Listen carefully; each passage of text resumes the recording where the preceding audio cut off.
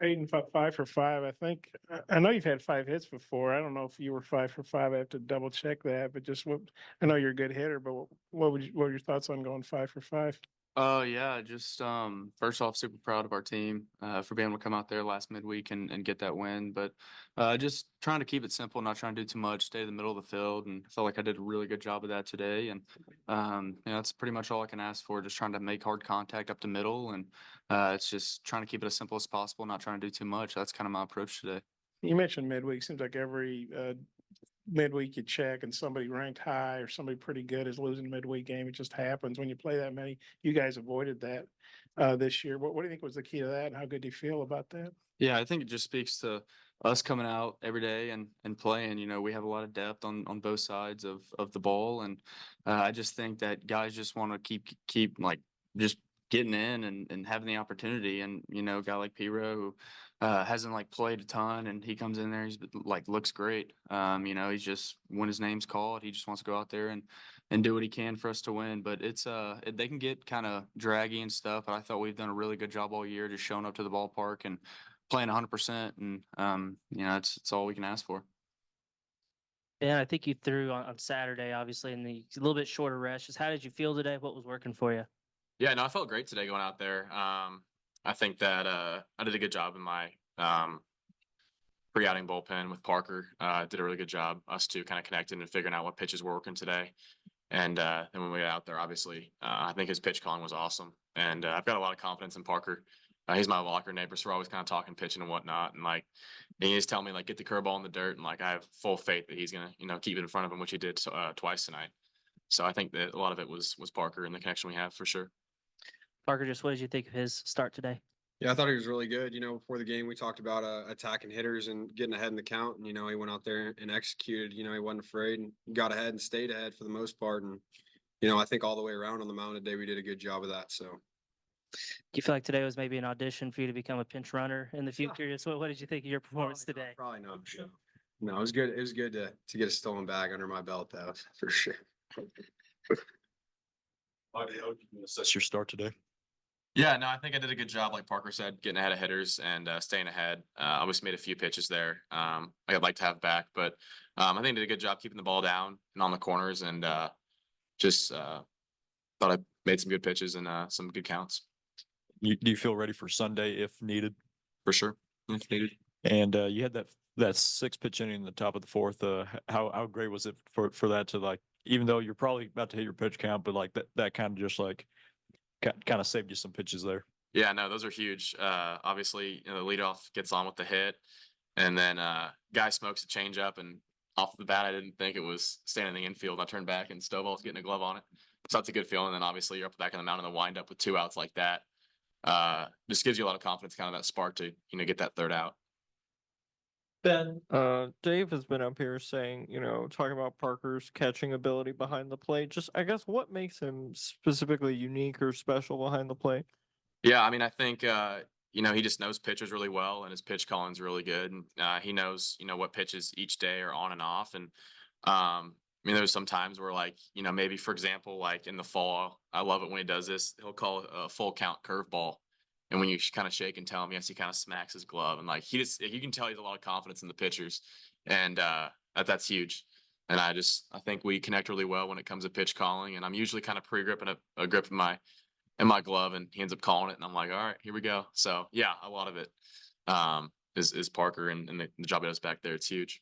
When Parker, is the game calling skill something you've always had, or is it something that you picked up since you've been here, or something you picked up this year, or just I think it's definitely something that you just continue learning. I'm still learning and getting better at it. But I from a young age, I had a coach, Mark Redmond. He played in the big leagues, pitched in the big leagues for 10 years, and that was kind of the first guy who taught me a lot about how to call a game and how to work with pitchers and stuff. And so, I credit him to a lot of my success back there with pitch calling. But I definitely feel like from being here with Coach Hobbs and DJ and Barr, they've helped me tremendously back there. And connecting with these guys on a day-to-day basis helps too. Catching their pins, trying to work my butt off for them any chance I can. So.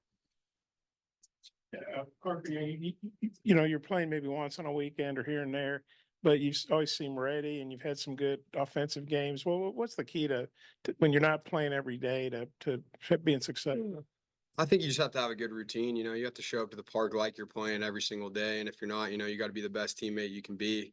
So for me, it's getting to the yard and just doing my work for that day. And then, you know, if I'm in the lineup, great. If I'm not, I'm there cheering on my guys and seeing what I can do to help them out. So And what was that your first, I should have looked it up, but was that I your think first? here, yeah, I think that's my first home But base you here. had some at other places? Yeah, yeah, Okay, couple. okay. Not many, but a couple. And then for you and Ben, what'd you think about Peyton's 5-for-5 day? What'd you see from him? Just thoughts on that? Unbelievable. You know, Stovall's my roommate on the road, so we get to talk hitting a lot. And, you know, he's a great hitter. And I'd say he's helped me a lot since I've been here too. You know, I think he's gonna play baseball for a long time and watching him go about his day-to-day business is pretty special. So, you know, I'm not surprised by it, to be honest with you. I know you're a pitcher. but- Yeah. No, I thought he put some really good swings on the ball and kept up the middle. And obviously 5-for-5 is pretty impressive. But I think Stovall's, you know, a great hitter and has a really good swing, and he works his tail off to have days like this. So I'm just happy for him. You guys are getting ready to go to Kentucky. You're both 16-5, leading each of your divisions. Just what are your thoughts? Maybe just go across the way there. Just what are your thoughts on going there? And, you know, I know every series is big, but these are the two division leaders going at it. Yeah, I think just taking it game by game and not making the moment bigger than it is. You know, obviously Kentucky's a really good team. They've played well all year, and you know they're just like pretty much every team in the country. They're probably better at home, and so it's going to be fun, and we're looking forward to it. But you know, kind of like I just said, like don't try to make it bigger than it is. Just take it pitch by pitch, and I think we've done a good job of that this year, and hopefully we can continue to do that. I mean, he took the words right out of my mouth there. What you got, by Yeah. Same thing, like he said, just focus on what's important, you know, next pitch, next game, not try and look in the future. And obviously they're a great ball club and playing well. So it's gonna be really good challenge for us. Yep, I haven't scouted them much, but Kentucky is a team that runs a lot. Curious Parker and then Ben also just what when you're facing a team that runs a lot, just what are the keys as from a catcher's perspective and then also a pitcher's perspective? Yeah, from a catcher's perspective, I'd say just mixing in some picks, quick picks, inside or quick picks, hold picks and stuff. And, you know, on the mound, those guys switching up their timing and stuff and switching up their leg lifts, going slide step every once in a while, just kind of keeping them off balance. Yeah, like Parker said, obviously knowing who the runners are when they come to the plate, you know, they can always bunt. You know, that risk is there. And then, like he said, you know, vary your timing, vary your looks, vary your, you know, leg lift, you know, deliver, you know, try not, you know, make the same type of delivery come every once in a while, switch it up, and just make it harder for them to get a good jump. Peyton, they have a turf field. I'm just curious, how different is that from what you're used to, you know, with dirt and everything? Yeah, I mean it's gonna be a little different, but I think like our indoor facility that helps a lot, being able to practice in there as much as we have. Just always taking ground balls in there. But you know, kind of like Coach Van Horn said, it's pretty similar turf. So we'll go fly out tomorrow and you know, probably take some ground balls, hit, do all that stuff at their park. But it's gonna be fun. Looking forward to it, and you know, just play good baseball. When you're 4-for-4, do you go up there thinking, man, I really want to get another hit, go 5-for-5, or kind of what's the thought process? I think it just goes back to like kind of what I said earlier with like not trying to do too much, like just staying with my approach and just staying in the middle of the park. That's kind of like been big focus for me. You know, try to do too much, start pulling off the ball. You're a little late on pitches you should be hitting, just stuff like that. So just taking like a nice swing and just trying to stay to the middle. But I mean, that definitely happens. It can, but you know, kind of going up there that fifth at bat, just trying to stay in the middle of the park. And you know, if I would have lined out, I would have been perfectly okay with it, just because I know that my approach was right, and it's you know all you can do. But the fact was a line drive hit, when you run down the first going, oh, that's pretty nice 5-for-5, or kind of what's your thoughts? Yeah.